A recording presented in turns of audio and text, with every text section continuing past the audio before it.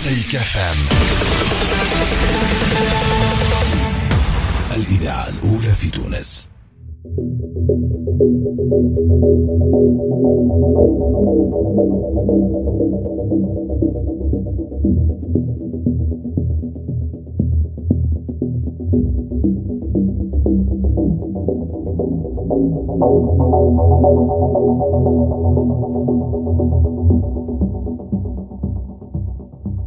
لسعد الغول، مستشار ببلدية نابل.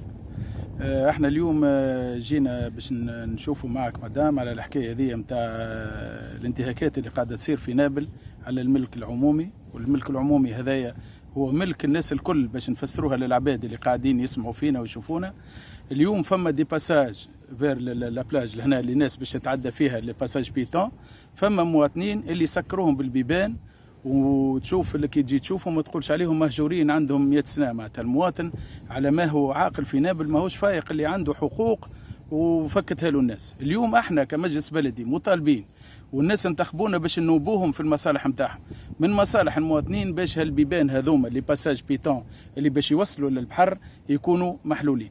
لهنا مالوريزمون عندنا ناس اللي هما بداوا يبنيوا واخذين رخص في مساحات معينه، يزيدوا يتعداوا على الملك البحري هذا والملك العمومي، وعندهم الوديان مع جنبهم زاده. فما لو ريسبي نتاع الديستونس ما بين الواد وما بين البنايات على الاقل 3 متر. هذا موجود هنا نلقاوه في لي بلان، مي في الريال سور رياليتي دي شوز ما فماش. احنا كبلديه يلزمنا نتصرف وما نقعدوش نقراو في الفلسفه ونعديو في امتحانات. يلزمنا الملك العمومي البحري ملك الناس الكل، ما يطلبش باش تعمل قرارات وجلسات ومشي ويجا ونلموا لابال ونلموا الحرس ونلموا البوليسيه ونلموا المعتمد ونلموا الناس كل على اساس باش ناخذوا قرار. القرارات راهي فارضه نفسها.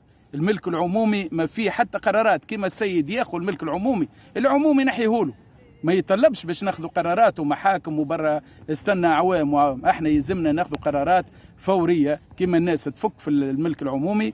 يلزمنا احنا نرجعوه لمالي.